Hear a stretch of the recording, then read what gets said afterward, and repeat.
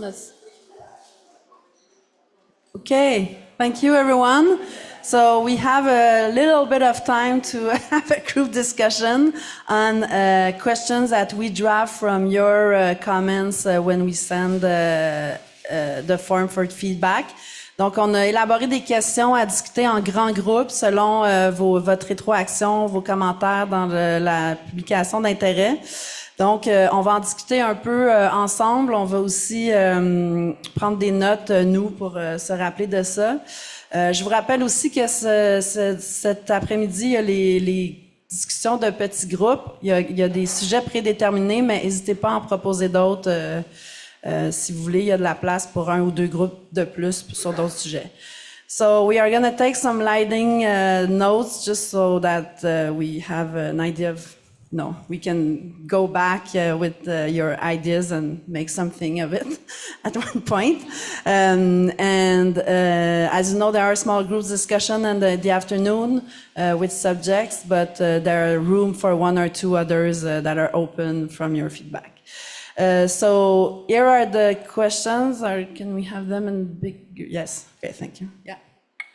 Also, if you need a chair, feel free to grab one and pull it over. Let's just make sure that the aisle remains free, but feel free to grab a chair if you'd like to sit. Si vous voulez s'asseoir, il y a des chaises dessous à l'autre côté de l'écran. Okay, so the questions are here. Maybe we can start by the first one and spend about, 10-15 minutes on it and then switch to the other. So, first one is, what does engaged journalism mean to you? Qu'est-ce signifie pour vous le journalisme de proximité? So the floor is to you, so who wants to start and break the ice?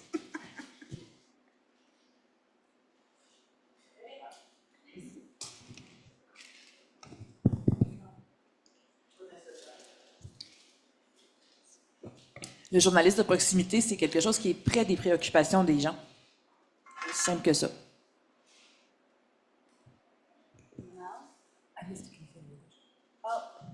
So Marie-Ève is saying that it's something that is close to people's preoccupations. So, yeah. Oui, puis moi je rajouterais, mon nom est Pierre, moi je rajouterais que le journalisme de proximité, pour moi, c'est le journalisme de ce qui se passe autour de nous, qui est assez local pour n'intéresser que les gens d'un quartier, d'une petite municipalité et non pas les grands médias. Donc ça prend quelque chose pour apporter ces éléments-là. Et en même temps, attirer l'intérêt des gens qui sont intéressés seulement par le local pour venir lire un peu et après ça, s'intéresser à des choses plus larges. Mm-hmm. So Pierre is saying that it's something about what's happening right around us and that we have to start by local news and local things that are happening and after expanding to broader issues. Yes? Oh, hi, I'm April Lindgren from Toronto Metropolitan University. I think it's also engaged journalism and the ideas of it have been around for a long time, but I'm not sure we've been thinking critically enough about it. And by that, I mean, what are the risks and challenges associated with it? Are there ethical dilemmas that are going to arise? What if the story you agree upon with your community is different when it comes out? Do you let people, is there going to be a right to review in advance? Do people that you're partnering with really understand consent? If you're relying upon volunteers and not paying people, do you just get rich, affluent white people who can afford to dabble in journalism? So I think there needs to be a conversation about that. I think it's workable, but we maybe need to discuss some guidelines that groups, both partners, can embrace. Interesting. Donc, April a dit que, dans le fond, c'est intéressant comme type de journalisme, mais qu'il faut se questionner sur les lignes éthiques et les possibles conflits d'intérêts, parce que si on couvre une histoire de laquelle on est très proche, est-ce que ça fait qu'on est moins impartial quand on couvre l'histoire? Et donc, il faut se poser des questions. Aussi, un média qui travaille avec des gens bénévoles, est-ce qu'on se base sur une main-d'œuvre gratuite? Et donc, ça fait que seulement certaines personnes peuvent se permettre de faire du journalisme parce qu'ils n'ont pas besoin de ça pour gagner leur vie. Donc, c'est tous des enjeux dont il faudrait discuter, mais qui sont, c'est faisable, c'est réconciliable.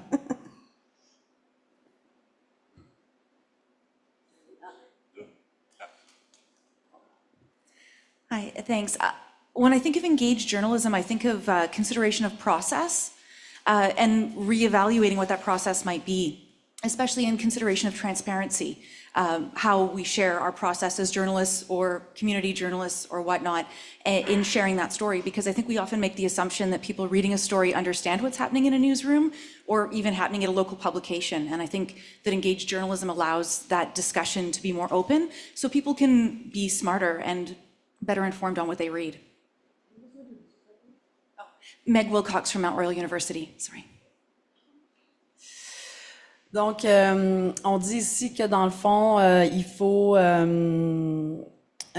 c'est bien d'avoir des histoires locales parce que ça permet aux gens de lire vraiment des histoires très proches d'eux. Et que ça permet aussi d'avoir un rapport avec le lectorat un petit peu plus proche que dans certaines salles de rédaction plus mainstream où on a des fois l'impression d'être un peu déconnecté de comment les médias fonctionnent. Donc, souvent dans les nouvelles plus locales, ça permet d'être un peu plus proche de comment le média fonctionne, de comment les coulisses un peu. Donc, Hi, I'm Gabrielle Perdomo, also from Mount Royal University. To me, engaged journalism is a type of journalism where we are not concerned only about the output.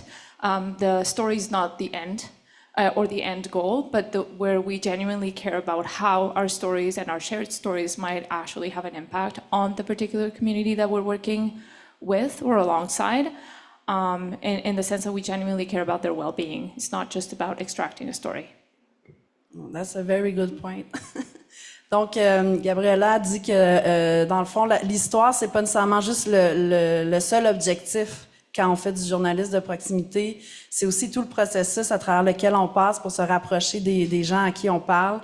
Puis, nous, comme journalistes, on se préoccupe vraiment du bien-être ou de ce qui se passe dans cette communauté-là. Donc, c'est pas juste extraire une histoire de quelqu'un, là, c'est aussi l'accompagner un peu dans ce qu'ils vivent, tout ça. Donc, il n'y a pas juste l'histoire comme objectif, il y a aussi de vraiment entrer en connexion avec les communautés.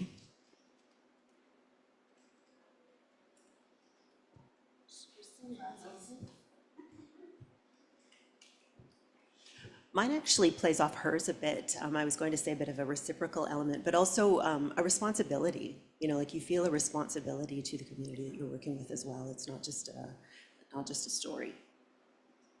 Oui, donc pour ajouter à ça, c'est qu'on a une certaine responsabilité, hein, de pas juste produire l'histoire, mais vraiment d'être sensible à ce que les gens vivent. Là, c'est vraiment une responsabilité, pas juste d'avoir nos citations puis de partir, là, mais de vraiment continuer le processus avec les gens avec qui on entre en relation.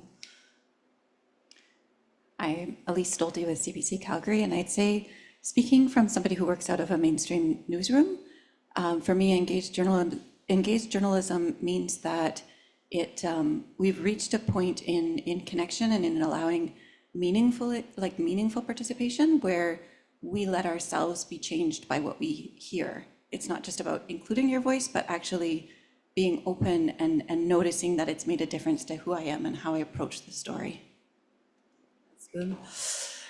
Donc, Élise, qui travaille à CBC Calgary, elle a dit qu'il faut aussi se laisser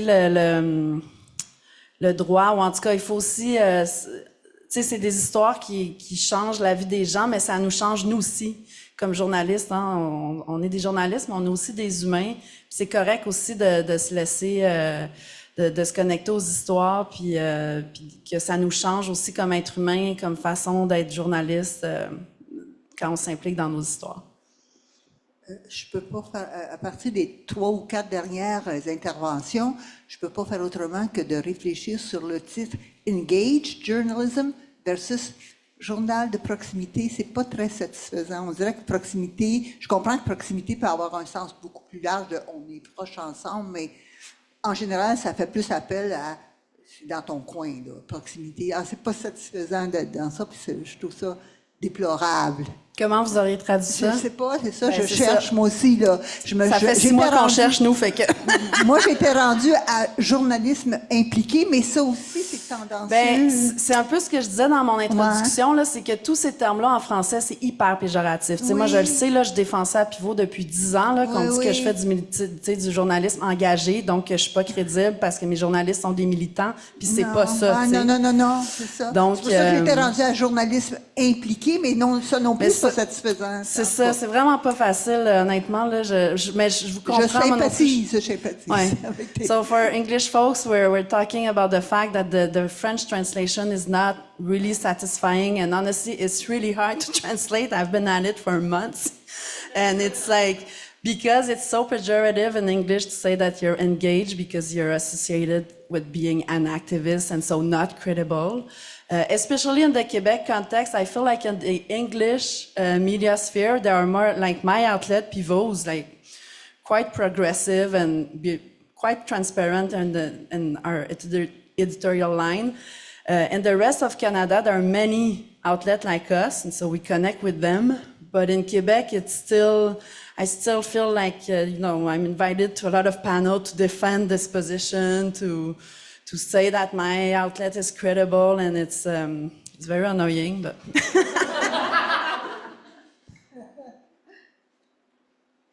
Mais pourquoi le terme, tout simplement, journalisme local n'a pas été retenu? Je pense, c'est une bonne. Moi, je trouvais que le journaliste local, c'était pas, ça voulait, parce qu'on peut faire du journaliste local sans être impliqué, tu sais. En tout cas, je sais pas. Moi, je trouverais ça difficile de ne pas m'impliquer dans mon journalisme local, pourtant. So participatory journalism is another term, or community-centered journalism. I'm also wondering, how can we talk about this in Quebec if there's no, like, you guys are doing it. How do you call it when you are doing it? I'm looking at everyone in the room. I think Leila has a suggestion. Oh, sorry. Wait. Oh, I don't have a suggestion for translating it, but I have a suggestion for sort of a baseline operation or a foundation. So there's a term that we use in our student-run newsroom, which is nothing about us without us. And it has its origins in political movements, and it goes back a long time. And it goes back, I think, to what was being talked about participatory journalism. So I don't know about the translation, but I think that link is essential about making sure that So much easier in English.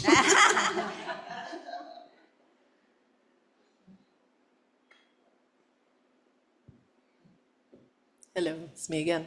En fait, pour répondre, parce que quand on lancé en Converse en 2020, notre approche c'est Community Power Journalism, but Community Power Journalism en français c'est vraiment laid, journalisme propulsé par les communautés. Puis le mot communauté en français, ça sonne communautarisme. Donc il y a quand même une grande tradition dans la francophonie qui refuse aussi cette approche-là. Faut pas faire semblant que ça n'existe pas. Nous, à la Converse, on a opté pour journalisme de dialogue. C'est ce qu'on utilise pour définir le travail qu'on fait, mais on a quand même une approche aussi qui est différente, qui est quand même enracinée d'une certaine manière, mais c'est vraiment comme ça qu'on se définit, c'est du journalisme de dialogue. Puis je pense que ça passe beaucoup plus dans un contexte québécois de dire le dialogue, c'est ouvert. Tu sais, il n'y a pas de connotation, là. Tout le monde dialogue. C'est bien beau. Fait que ça marche. Mais c'est vraiment qu'est-ce qu'on utilise. Sinon, je pense qu'en France, on utilise le contexte journaliste de proximité. On a été invité dans le Festival de l'info locale à Nantes. C'est le journaliste de proximité. Donc, c'est un terme. Je suis d'accord que le terme local fonctionne pas parce qu'il y a des médias locaux qui font pas du journalisme de proximité ou de dialogue ou peu importe. Donc, je pense que le terme de proximité fonctionne aussi. Dialogue. Sinon, je vois pas trop de traduction en français qui fait du sens dans un contexte québécois surtout, mais dans un contexte francophone tout simplement. Voilà. So for English folks, I don't know if you followed the last few minutes, but we're still debating on what's the best translation in French because we don't really have it. Sorry, I didn't mean to interrupt. Leila suggested journalisme de dialogue. I find that it's not just in French. I mean, in English, sometimes my students say, can we call it community journalism? And I don't know about the rest of you in the room, but I feel like there's a pejorative element to that too, like the check granting photo. And then I worked at a paper like that. I love that job, but there is a pejorative sort of connotation to that as well. Maybe we can hear from Marie-Ève. Maybe we can hear from whoever has the microphone. Brittany and then Marie-Ève. Et après, nous pourrons passer à la prochaine question. Sure. So my name is Brittany. I'm from the University of British Columbia. I come from a very different perspective, so I thought I'd just mention. So I teach global reporting, and I'm a global journalist. And so for us, engaged journalism is always really challenging because I'm often reporting in places and countries where I've never been. I have no community. I don't know people. And so for us, it's really about, I think, what you said, Meg, changing the processes of how we do our reporting. So sort of looking at how we can avoid parachuting into places where we maybe don't have connections, how we can build communities with other journalists who have those connections, who have already sort of looked at engaging with their communities so that it's not just kind of us cowboying in, taking the story and extracting it from a community, and then also looking at what we can do with the reciprocity. So if I'm working in a country where I'm going to publish in English, can I get that translated? Can I find the money to translate it into the local language? Can I make sure that they can access the work that I'm creating? And so for us, that's a big part too, changing the process of global journalism because it is so extractive, is so important to us. So, and then working with the local communities. Donc, la récente intervention, c'est pour dire que, comment on fait pour changer le processus par lequel on fait du journalisme, parce que des fois, effectivement, là, on fait des reportages sur des communautés desquelles on fait pas partie. Donc, comment on fait pour réconcilier ça? Comment on fait pour pas juste être parachuté là 24 heures, puis après ça, on revient? C'est le cas, entre autres, de conflits ou parce que souvent, c'est là qu'on envoie des gens. Donc, comment on fait pour avoir une certaine réciprocité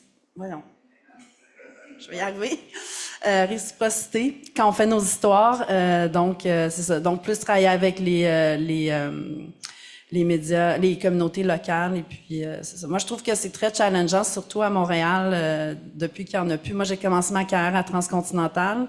Puis bon, ils n'étaient pas parfaits, mais ils étaient très impliqués dans les différentes communautés de Montréal. Mais depuis qu'il n'y a plus ça, depuis qu'il n'y a plus métro, une chance que Nouvelle d'ici existe, tout ça, là, le journal Les Voisins, tout ça, il y en a quelques-uns, mais ça reste très, très minoritaire. Moi, je voulais revenir sur le terme journaliste communautaire, community journalism. Oui, il y a peut-être un sens péjoratif parce qu'on pense effectivement aux gros chèques, aux organismes communautaires qui font qui font beaucoup avec peu de moyens. Mais en même temps, si on réfère à la notion des organismes, c'est qu'ils sont très, très, très impliqués dans leur communauté, ils servent la population. Donc peut-être que le côté péjoratif, ça serait à nous finalement de le combattre et d'assumer ce qu'on fait. Et justement de redonner un autre sens à ce terme-là. Well, I just said that if we assume the community part of our work, then it should not be pejorative. We should be proud of it and then assume it.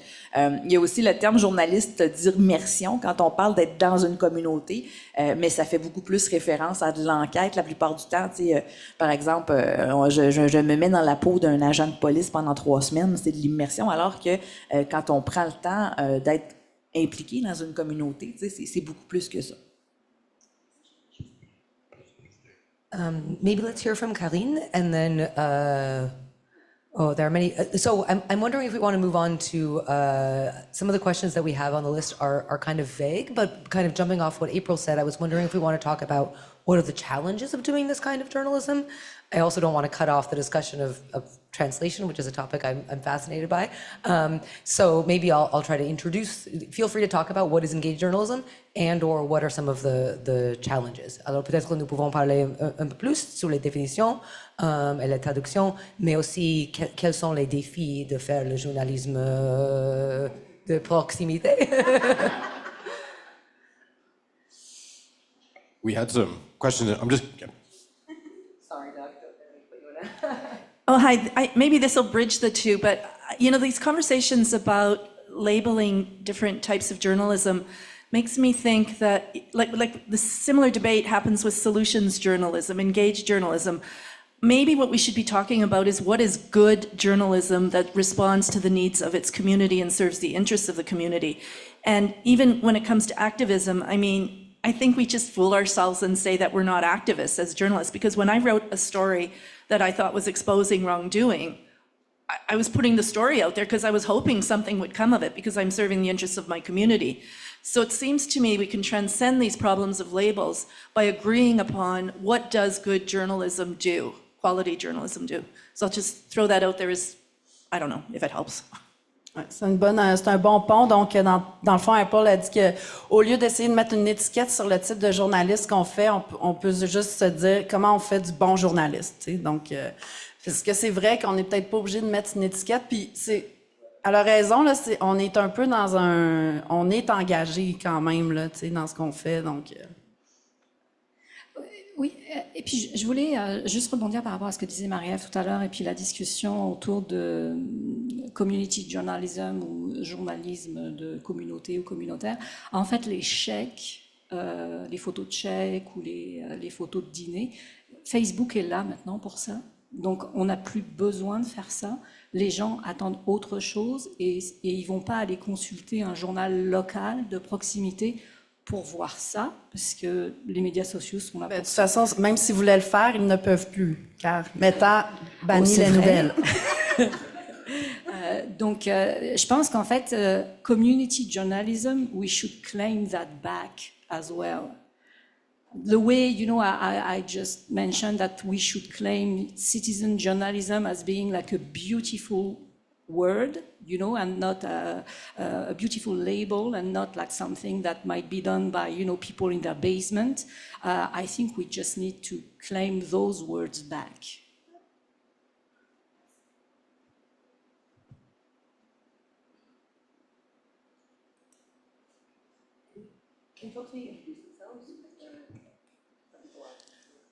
Cassandra Lader, CBC Quebec.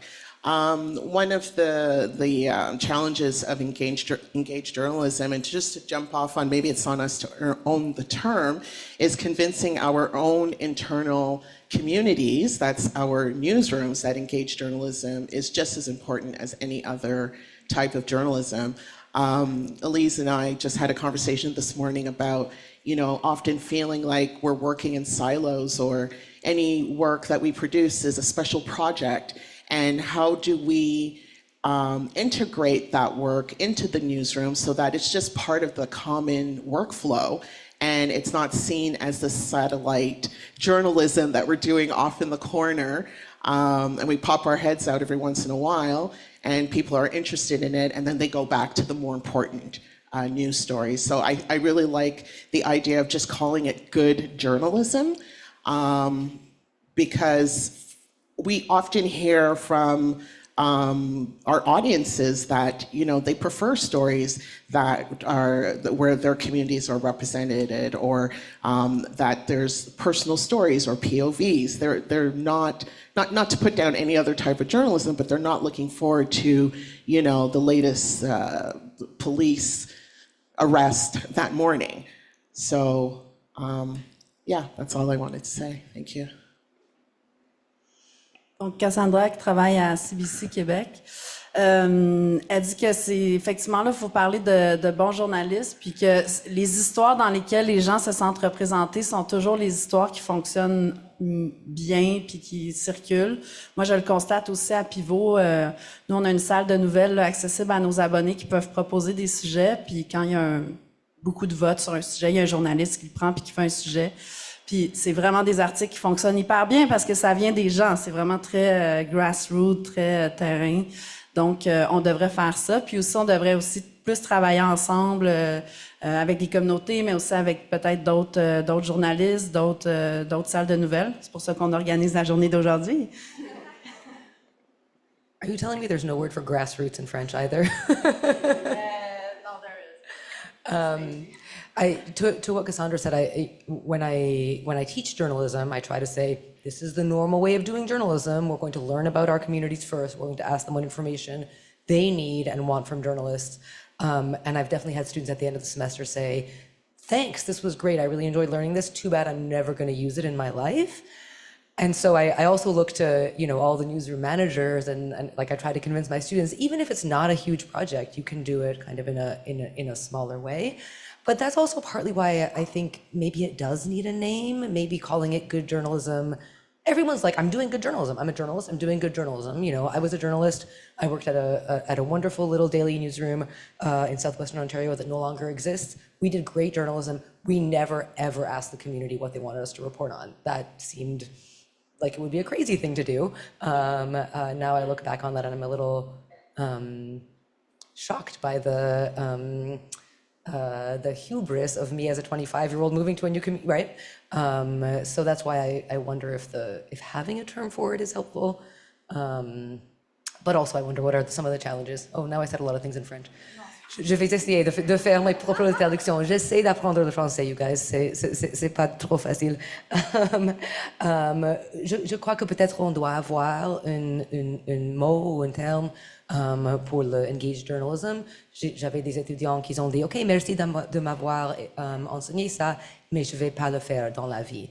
C'est pas possible de le faire comme journaliste. Et j'essaie de lui convaincre, oui, c'est possible, même si on ne travaille pas à Nouvelle d'ici ou avec Cassandra, on peut le faire soi-même, mais je crois que sans terme, c'est un peu plus difficile, je ne sais pas.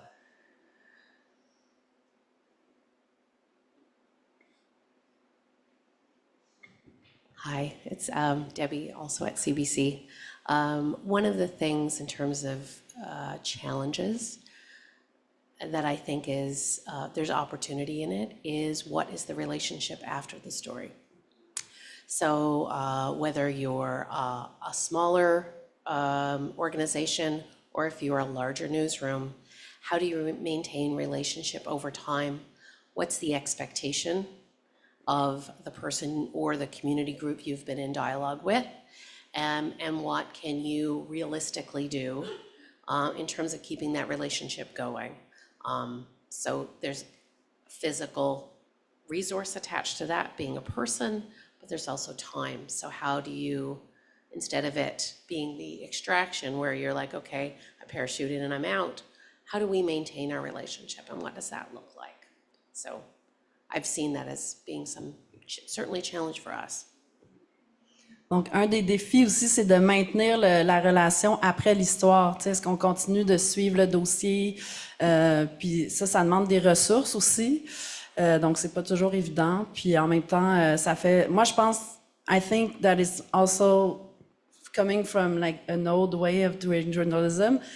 I think like maybe the higher person didn't want us to be long, in a long time because we were gonna get attached, we were gonna get feelings, and we're not supposed to have feelings as journalists. So, if we create connections, but if we want to do story and really understand what's happening, you need to be in there. We did a story at Pivot in Montreal about Mont Carmel, so at elders, and they won in the end, and the journalist, he went to the final audience, and the women there were crying, and they were like, "Thank you," and he was crying, was like, "I'm so happy for you," and it was okay. He did a super journalistic job all through the while, but yeah.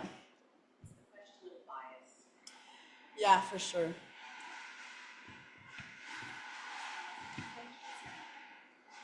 Yeah, they're up.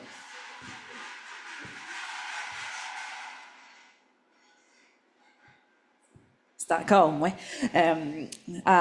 Je vais dire en anglais, I think it's all about consciousness. It's about being conscious of who you are as a journalist, what are your bias, and who you are talking with, who you engage with. So it's all about knowing everything, and then you have to consider the relationship you're going to develop, because you never know when you're going to talk again about that source or about that subject. And when I switch job, when I change beats, I always say I keep my luggage with me and includes my sources and my relationship. And I still stay in touch with people I worked 10 years ago as sources. So I'm conscious that everything is related and it's part of the job. So I just say like maybe it's conscious journalism. Journaliste de conscience? Consciencieux? Je sais pas. We're gonna have the same problem, I think. I definitely can't spell that in French, you guys. I will try.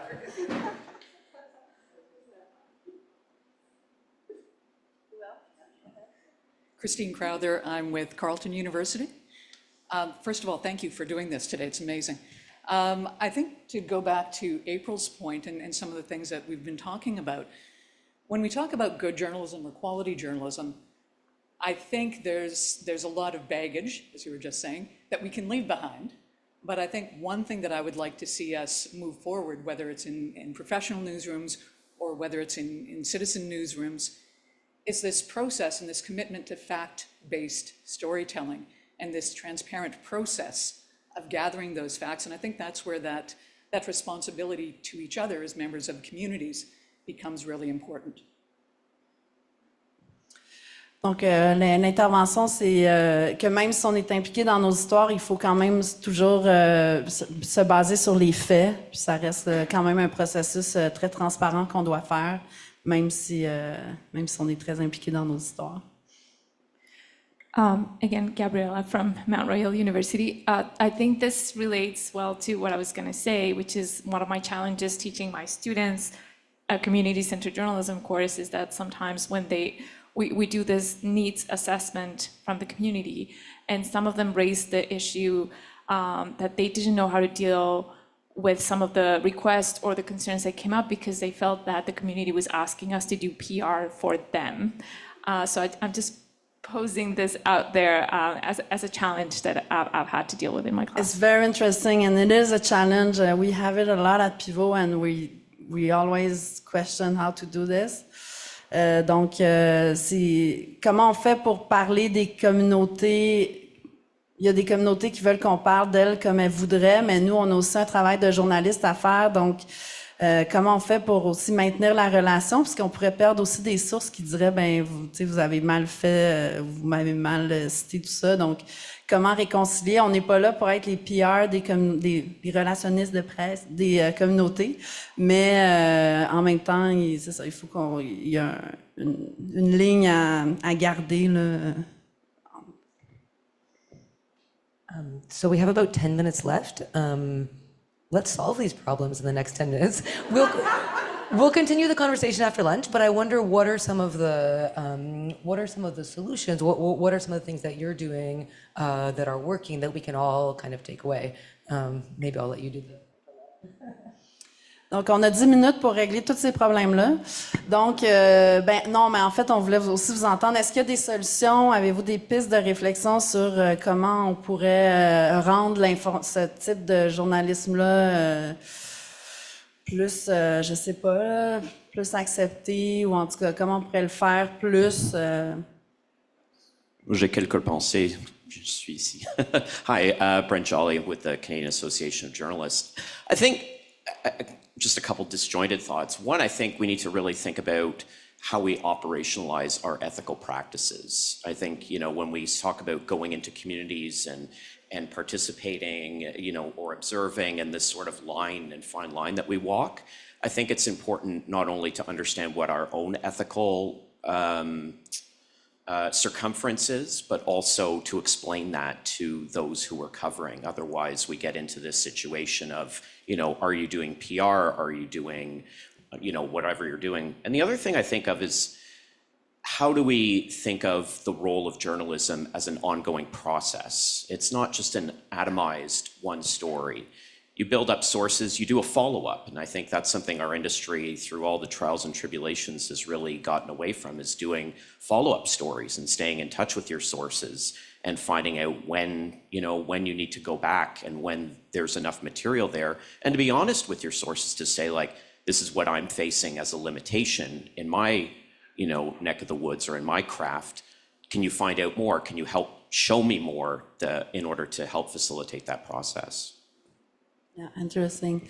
Donc, c'est ça, c'est l'idée d'être très transparent aussi dans comment on travaille avec nos sources, puis aussi de faire des histoires de suivi, ce qui est de moins en moins présent dans les médias à cause du rythme où on couvre une histoire quand ça se passe, puis après ça, on n'en parle plus jamais. Mais l'idée, ce serait de faire des suivis parce que ça nous aide aussi à maintenir la relation avec nos sources.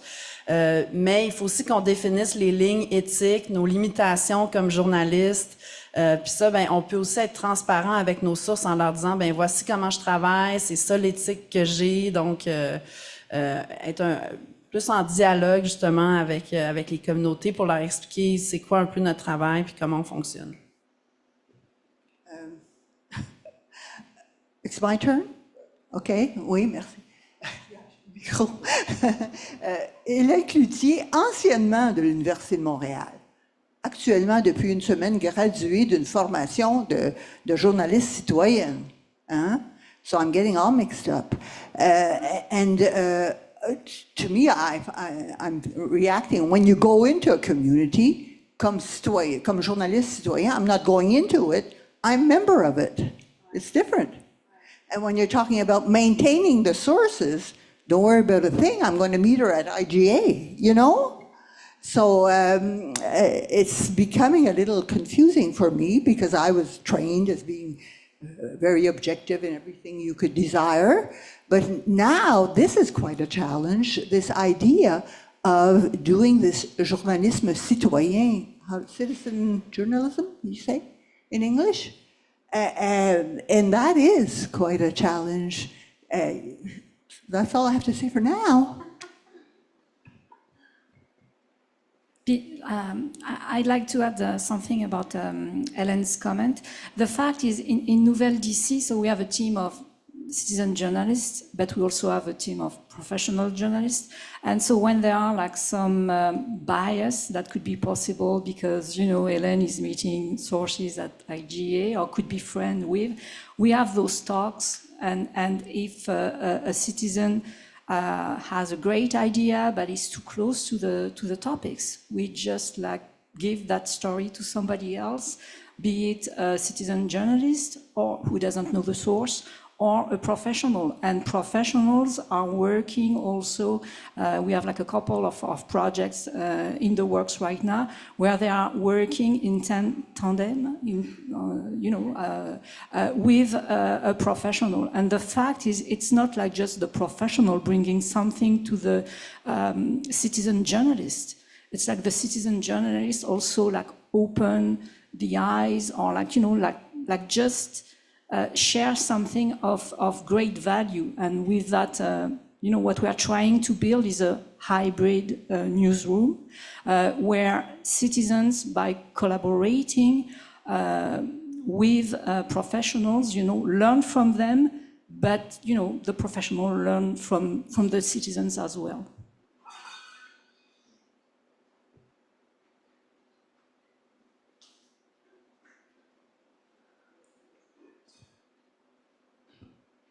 Actually, I'm glad because I was going to talk about what you do, so. Okay, cool. Just wanted to answer a question that was not posed out of the four. So what are the challenges of media today and what is lacking in the ecosystem in Quebec and Canada? I think some of you who know me will know where I'm going with this, but money.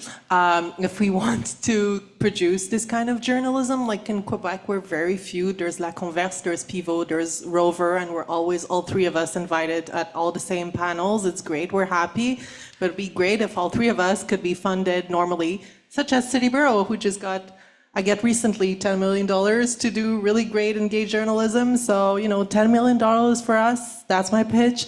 But more seriously, I think that if we're gonna, it's really hard in Canada to convince funders to begin with, right? There are some, one that's in the room that's really great in Spirit Foundation. I don't know where Anne-Sophie is, but they're really great. But it's hard to convince funders, but also there's not as much money to do this kind of journalism, and we need to be conscious of that.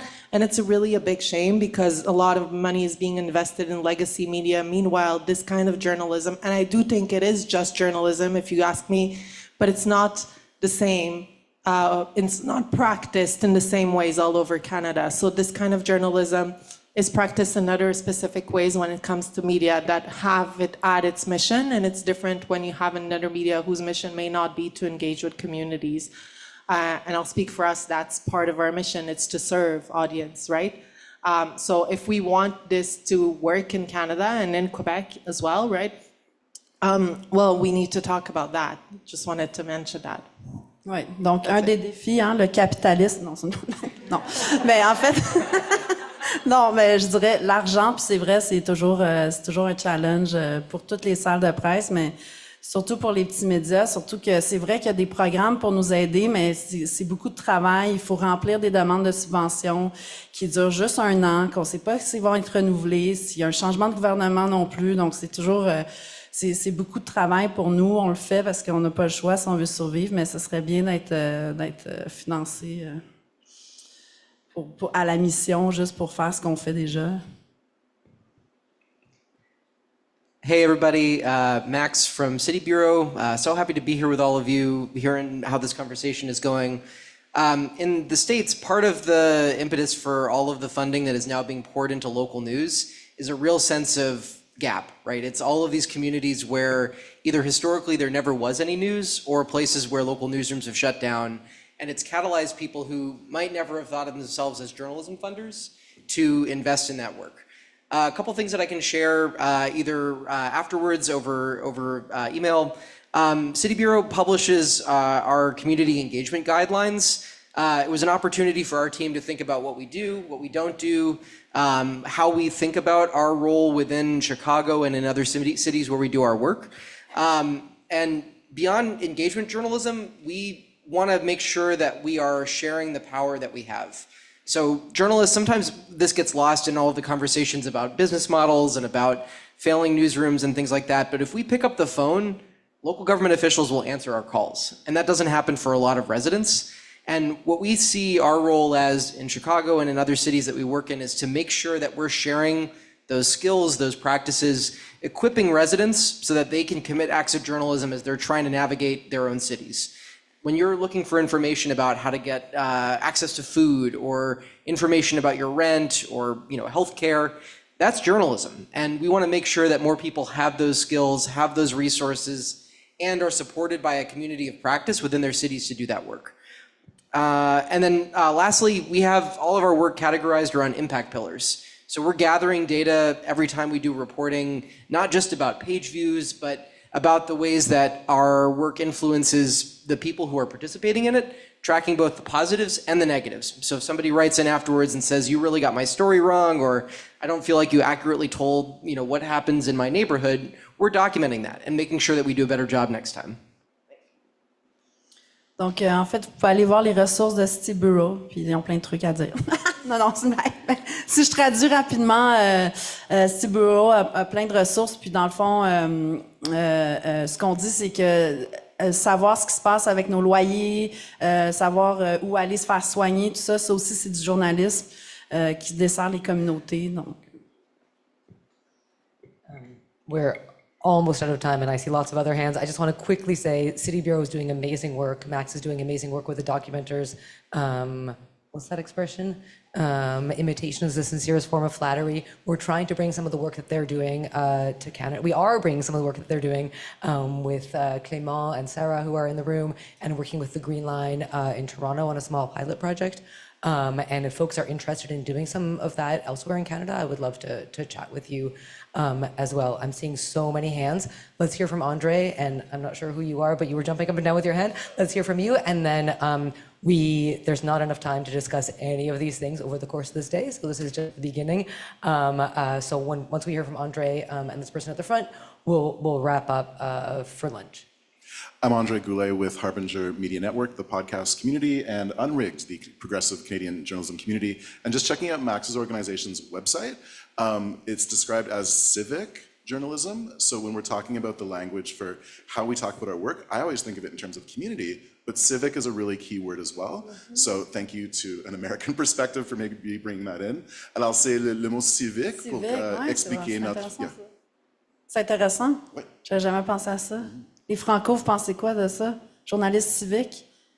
Pas pire, correct. C'est ça, hein? C'est comme... on est genre... on n'est pas sûr.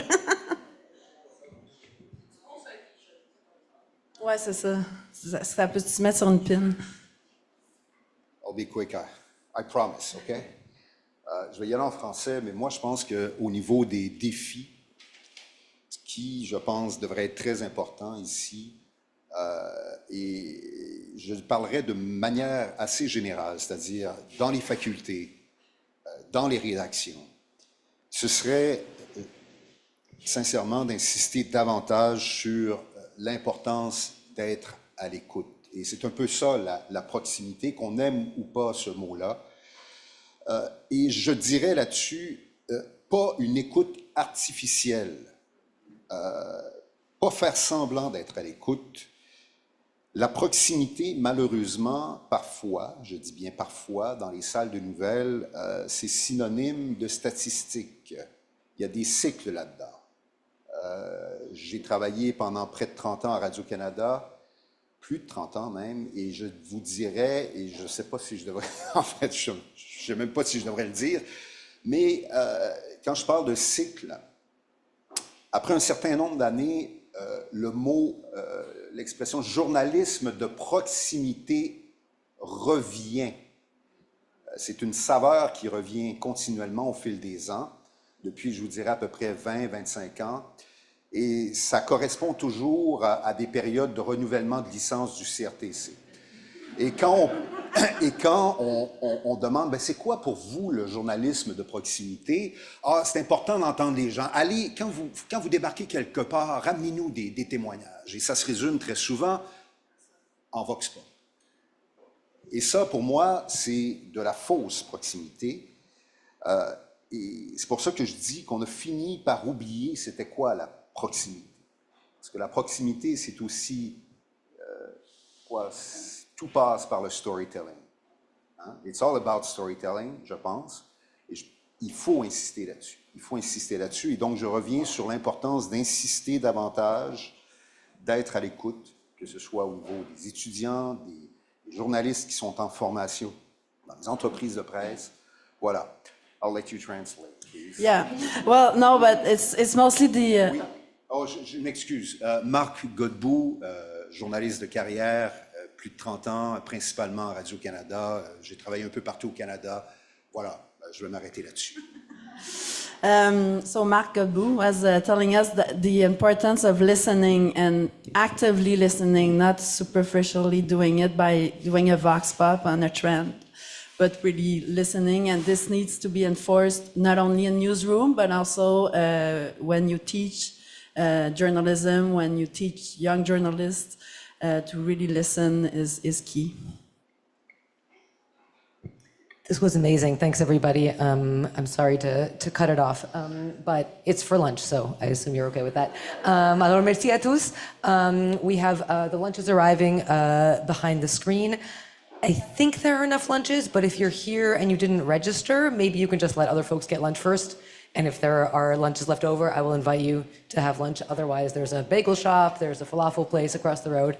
We'll reconvene at 12:30 for the launch of the Reuters Digital News Report Canada with Colette. Merci à tous. Il y a des lunchs là. Si vous n'êtes pas enregistré, attendez un peu avant de prendre un lunch. Je crois qu'il y a assez, mais je ne suis pas complètement certaine. Merci.